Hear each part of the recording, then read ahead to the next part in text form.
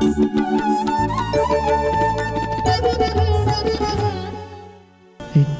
uplifts you. That's what is Shivratri is about.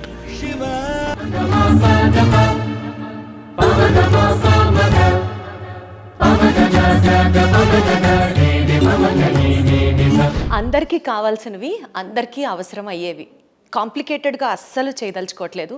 చాలా సింపుల్గా day to day లైఫ్లో మనందరం ఫేస్ చేసేదే క్వశ్చన్ రూపంలో ఒక మహాస్వరూపాన్ని అడిగే అవకాశం నాకు లభించినందుకు ముందుగా నేను చాలా హ్యాపీగా ఉన్నాను. ఆ దేవుడికి 100 సార్లు కాదు 1,00,000 సార్లు థ్యాంక్స్ అని చెప్పుకుంటూ ఈరోజు ఈ ఇంటర్వ్యూలో నాకు ఈ అవకాశం కల్పించిన వారు, అలాగే మీరందరూ ఎంతగానో ఆయన వైపు చూసి ఆయన చూపు ఉంటే చాలు జీవితం అంతా ధన్యం అని భావించేటువంటి ఒక మహోన్నతమైన వ్యక్తి సోమనాథ్ జ్యోతిర్లింగానికి సంబంధించిన ఆ విశిష్టత కూడా తెలుసుకునే ప్రయత్నం చేస్తూ ఇంటర్వ్యూని ముందుకు తీసుకెళ్దాం. నాతో ఉన్నారు art of living founder Gurudev Sri Sri Ravi Shankar గారు. మాట్లాడదాం ఆయనతో.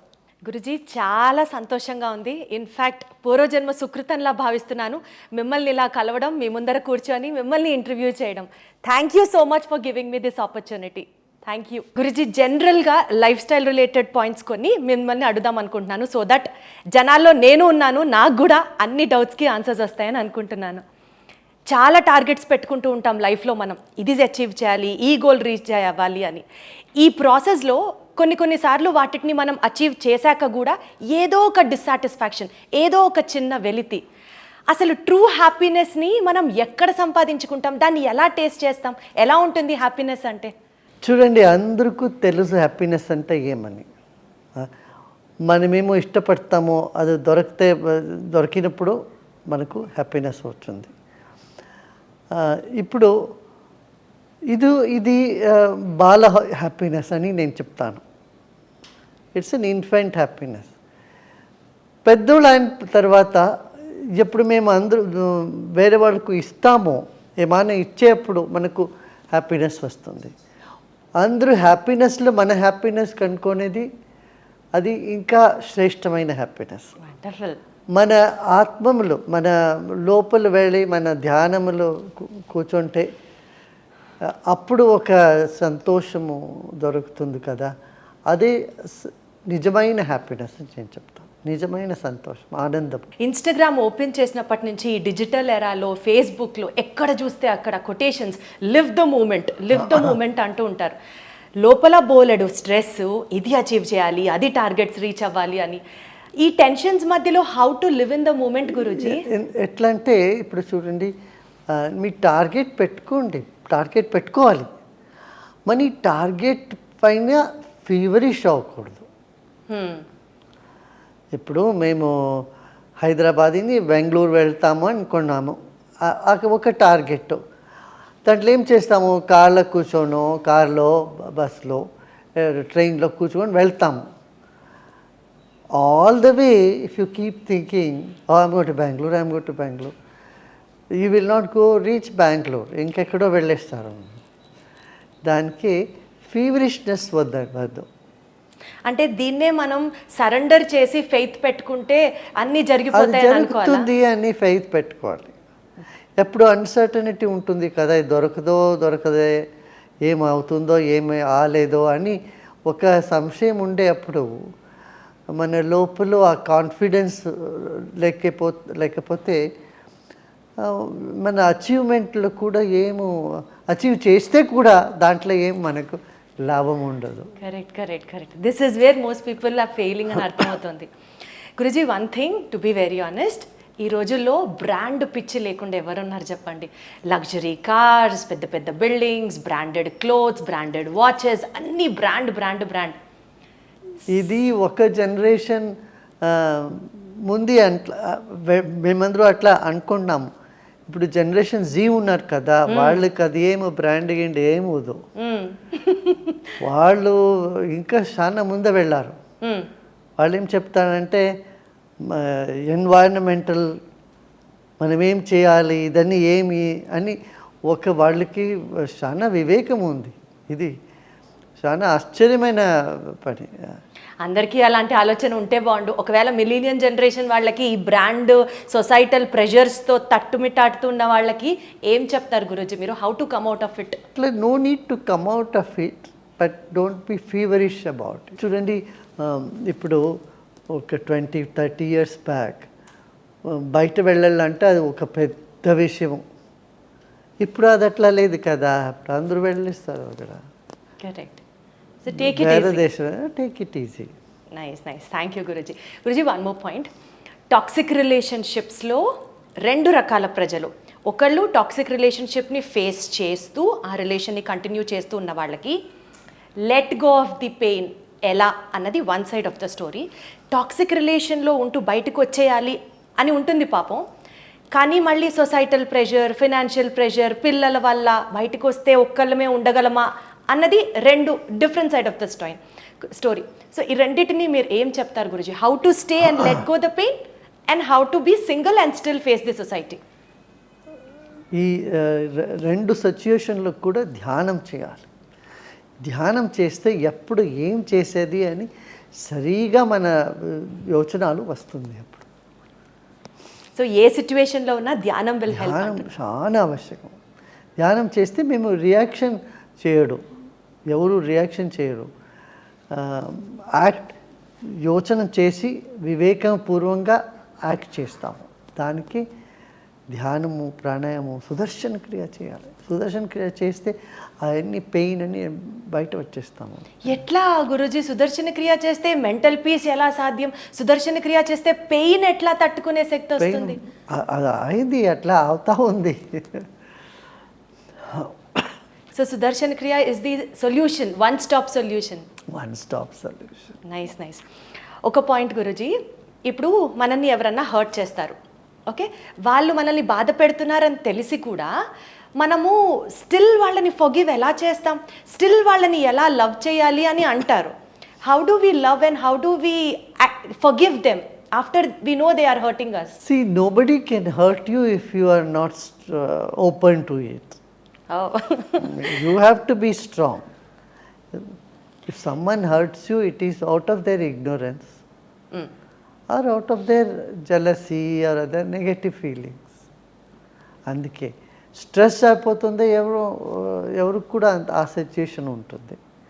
ఇప్పుడు మీరు చూడండి, you must have hurt somebody unknowingly, and if they hold on to it, you don't like it కదా. మీరేం చెప్తారు? అదే వదిలేసి ముందు వెళ్ళప్పా, అది ఏమో చెప్పాను, అందరూ తప్పు చేసేదే అని మనము ఫిలాసఫీ మాట్లాడతాం కదా. ఆ ఫిలాసఫీ మనం కూడా అప్లై చేయాలి.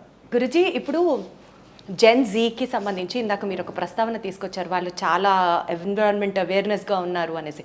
But the other side of the story ఏంటంటే ఈ ఫెయిల్యూర్స్, లవ్ రిజెక్షను, అసలు ఒక కష్టాన్ని వాళ్ళు ఫేస్ చేయలేకపోతున్నారు. సో ఎస్పెషల్లీ టీనేజ్లో ఈ మధ్య ఈ పేషెన్స్ లేదు, వాళ్ళతో పేషెన్స్ లేదు. దానికి మేము కోర్స్ చేసాము వాళ్ళందరికీ. ఆ పేషెన్స్ ఎట్లా వచ్చేది, ఎట్లా ఇంట్యూటివ్ పవర్ మా దగ్గర ఉందే, అదని ఎట్లా పెరగాలి, ఇదన్నీ ప్రోగ్రామే చేసాం మేము వాళ్ళ కోసం. అది చాలా బెనిఫిట్ అయింది వాళ్ళని. ఎందుకంటే పేషెన్స్ లేకపోతే వాళ్ళు ఏమో అచీవ్ చేయరు కదా. పేషెన్స్ డెవలప్ చేసుకోవాలి ప్రతి ఒక్కళ్ళం అంటున్నారు మీరు, నాకు అర్థమవుతుంది. గురుజీ, చాలా ఆనెస్ట్ క్వశ్చన్. భగవద్గీతలో కృష్ణుడు చెప్తారు, నీ పాత్ర నువ్వు చెయ్యి, forget about the rest, do your role and forget about the rest అని అంటారు. సపోజ్ ఇప్పుడు మనము ఒక మంచి ఇల్లు కట్టుకోవాలి అని ఒక టార్గెట్ పెట్టుకున్నాం. ఇల్లు బాగా కట్టాలంటే మొదటి ఇటుక దగ్గర నుంచి ఇలా ఉండాలి, అలా ఉండాలి అని చాలా ప్లాన్ చేస్తాం. నీ ఇల్లు నువ్వు కట్టేసావు కదా, ఫర్గెట్ అబౌట్ ద రెస్ట్ అని అంటే అంత ఈజీగా మనం ఎట్లా వదిలేస్తాం Guruji? How to forget about the result? మనం చేసేదే బాగా రావాలి. ఫర్గెట్ అని చెప్పలేదు వాళ్ళు. ఏం చెప్పాలంటే, నువ్వు అధికారం లేదు దాంట్లో, నువ్వు చేయండి, నువ్వు 100% ఏమవుతుందో, ఏం చేసేకవుతుందో అది మీరు చేయండి అని, అదర్ ఫలం ఏం వస్తుందో దానిపైన మీకు అధికారం లేదు అని చెప్తారు. అది కరెక్టే, అది కదా. ఇప్పుడు మీరు 100% మీరు ఇచ్చి ఒక పని చేస్తారు, అది అవుతుంది. Sometimes it doesn't happen. దాంట్లో మీ ఇది లేదు అప్పుడు కదా. ఈజీగా ఎలా యాక్సెప్ట్ చేయాలి దాన్ని? ఈజీగా కష్టంగా అక్సెప్ట్ చేయాలి. ఇప్పుడు ఏం చేసేది? మీరేమో ఒక పార్టీ పెట్టారు బయట, వాన వచ్చేస్తుంది, ఏం చేస్తారు మీరు?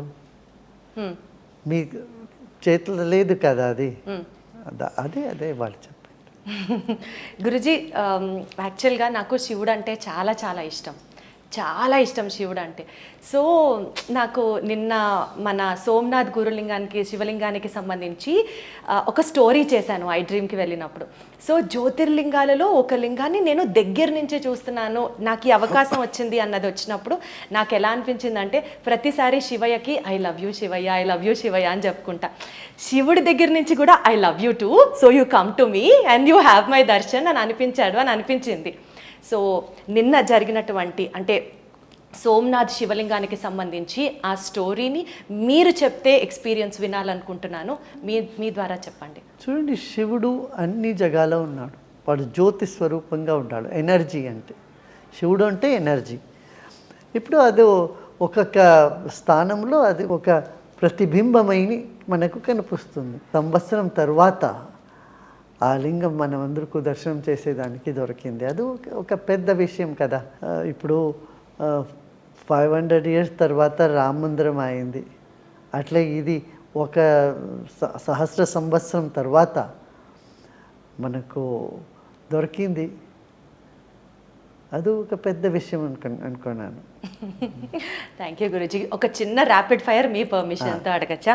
ఫస్ట్ క్వశ్చన్, ఒక పుస్తకం ప్రతి ఒక్కళ్ళు చదవాల్సింది అని అంటే ఏం చెప్తారు? జీవనము. పుస్తకమే జీవనమా guruji? One habit can change your life, if so what is that? Patience. Morning meditation or evening meditation, which is preferred? Any time meditation. Guruji, 10 minutes meditation చేయాలంటే కూడా జనం బోర్ అని అంటారు కదా, అప్పుడు మీరు ఏం చెప్తారు? మీరు సత్వ యాప్ ఉంది మనది, దీంట్లో కూడా QR కోడ్ ఇస్తాము. అది ఫ్రీ యాప్ అండి, అందరూ డౌన్లోడ్ చేయవచ్చు. దాంట్లో నేను చాలా షార్ట్ మెడిటేషన్స్ అన్నీ నేను గైడెడ్ మెడిటేషన్ పెట్టాము, తెలుగులో కూడా ఉంది.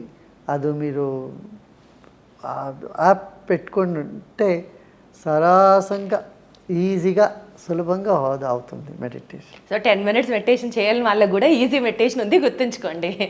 ఈజీ మెడిటేషన్ ఉంది, సత్వ యాప్. సత్వ యాప్.